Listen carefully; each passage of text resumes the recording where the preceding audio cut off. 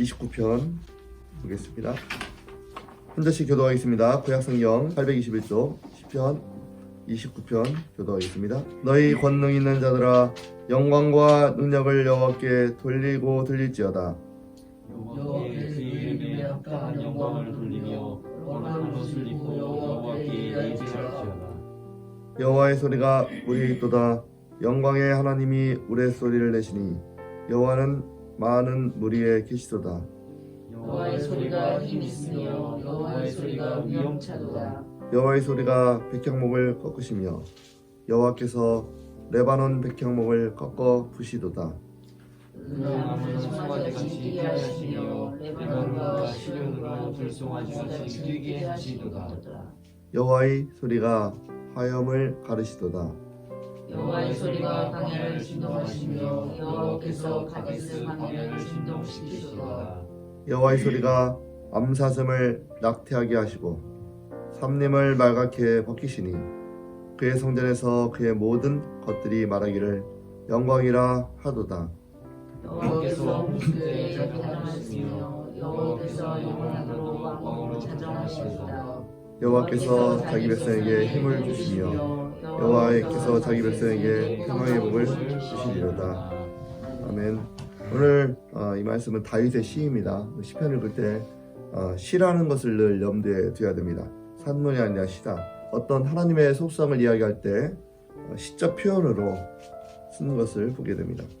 오늘 말씀에서 가장 많이 반복되는 것은 여호와의 소리라는 단어입니다. 여호와의 소리, 하나님의 능력, 하나님의 권능, 하나님의 위엄을 이 소리라는 청각적인 이미지로 표현한 것입니다. 이제 먼저 하나님은 이 권능의 하나님이심을 청각적으로 표현하고 있는데 그 핵심 단어 여호와의 소리를 먼저 중심으로 본다면 3절 여호와의 소리가 무리에 있도다. 영광의 하나님이 우레소리를 내시니 여호와는 많은 무리에 계시도다. 이 마치 이 엄청난 물소리 같은 그런 권능, 하나님의 장엄하심을 표현하는 시입니다. 이런 이미지는 요한계시록에서도 하나님의 권능을 많은 물소리로 표현한 요한계시록에도 나타납니다. 4절도 같은 개념으로 여호와의 소리가 힘이 있으며 여호와의 소리가 위엄차도다. 하나님의 소리가 이 권능이 있고 위엄 있는 장엄한 모습으로 표현된 것을 보게 됩니다. 5절에는 여호와의 소리가 백향목을 꺾으시며 여호와께서 레바논 백향목을 꺾어 부시리로다. 이 백향목, 레바논 백향목, 가장 좋은 백향목을 이야기할 때 레바논의 백향목을 종종 언급합니다. 그래서 꺾어 부신다는 것은 하나님은 이 교만함을 꺾으시는 하나님, 그런 권능의 하나님이 이제 5절에서 표현되고 있습니다. 7절에 여호와의 소리가 나오는데 여호와의 소리가 화염을 가르시도다. 이 마치 번개와 같은 시각적 효과를 통한 하나님의 위엄. 그러니까 이 7절에는 어떻게 보면 두 가지 이미지가 교차된 것입니다.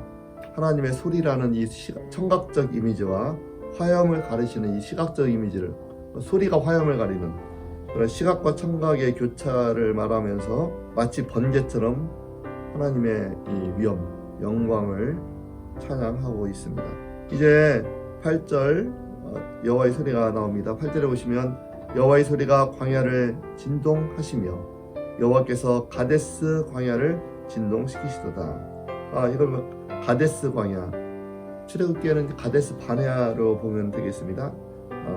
팔레스타인 전역에 위엄을 드러내시는 그 하나님, 심지어 이 광야와 같은 그 넓은 곳을 진동시키시는 하나님의 위엄이 표현되어 있습니다. 9절에 또 여호와의 소리가 언급되어 있습니다. 상당히 좀 부정적인 이미지로 언급되어 있습니다. 여호와의 소리가 암사슴을 낙태하게 하시고 삼림을 말갛게 벗기시니 그의 성전에서 그의 모든 것들이 말하기를 영광이라 하리라. 이 낙태하게 하시고 삼림을 말갛게 벗기신다. 하나님께서 이 때로는 징계하시고 정말 심판하실 때는 어떤 이 암사슴이 좋은 새끼를 출산하지 못하게 하는, 또 때로는 이 삼림을 벗겨버리는 하나님의 징계의 능력이라고 우리가 이해할 수 있습니다. 이와 같은 하나님의 권능을 여호와의 소리로 표현했고, 이제 9절 마지막 부분에 보면 그의 성전에서 그의 모든 것들이 말하기를 영광이라 하리라. 이 하나님 앞에 마땅한 영광을 돌려야 되는, 여기서 그의 성전을 단지 우리가 물리적인 예루살렘 성전만을 말하는 게 아닙니다. 시인은 이 전 세계를 말하는 것입니다. 하나님의 주관하신 전 세계, 또 전 세계에 있는 모든 것들, 여기는 우리 인간을 포함한 자연 만물이 포함되는 것입니다. 모든 것들이 하나님을 찬양하며 경배하기를 영광이라 하리라 하면서 마땅히 영광과 권능이 하나님 앞에 영광을 돌려야 되는 그런 당위성을 구절에 언급하고 있습니다. 이참 우리 하나님은 영광의 하나님이시고 능력의 하나님이시고 권능의 하나님이십니다. 이제 그 하나님의 권능이 10절 11절 우리에게 주어졌습니다. 하나님께서 왕으로 자정하시면서 11절 여호와께서 자기 백성에게 힘을 주시며 여호와께서 자기 백성에게 평강의 복을 주시리로다. 이 하나님께서 권능이 있고 이 권능의 하나님 우리와 관계가 없으면 의미가 없는 거죠. 그런데 오늘 성경 말씀 10절 11절 보시면 이 만왕의 왕으로 자정하시고 그 하나님께서 자기 백성을 통치하시면서 백성에게 힘을 주시고 평강의 복을 주시고 이 똑같은 하나님의 권능을 우리에게 부여하신, 하나님의 능력과 권능을 똑같이 하나님의 통치를 받는 백성들에게 주신 거죠. 힘을 주셨다. 파워를 주셨고 그리고 백성들에게 평강의 복을 주셨다. 그러니까 이 능력의 하나님과 우리 인간 이 백성들 간의 어떤 능력의 교차점이 10절 11절에 언급되어 있습니다. 그래서 하나님이 저와 여러분에게 권능을 주셨다는 거죠. 하나님의 백성에게 권능을 주셨습니다.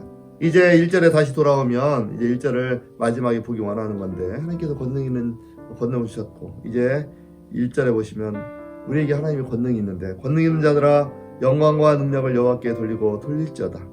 여호와께서 그의 이름에 합당한 영광을 돌리며 거룩한 옷을 입고 여호와께 예배할지어다. 하나님은 능력의 하나님이시고 우리에게 권능을 부어주셨는데 그 권능으로 무엇을 해야 될 것인가?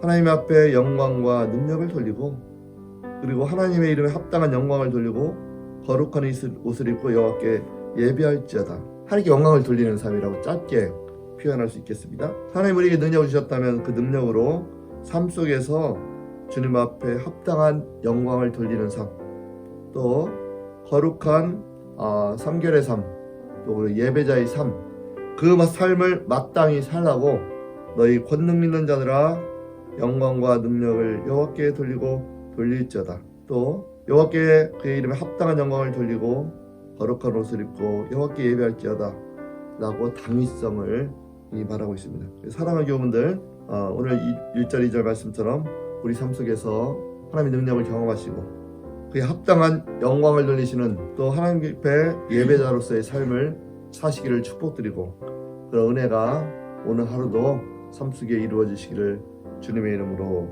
부탁드리겠습니다. 기도하겠습니다. 할렐루야. 능력의 주님 감사합니다. 저희들에게 하나님의 권능을 부어주시고 삶 속에서 권능의 삶, 예배자의 삶, 거룩한 삶을 실현하라고 말씀하심을 감사드립니다. 이 하루도 주님과 동행하게 도와주시고 삶 속에 여호와 하나님을 예배하는 예배자의 삶을 살도록 은혜 내려 주옵소서. 감사드리고 예수님의 이름으로 기도드립니다. 아멘.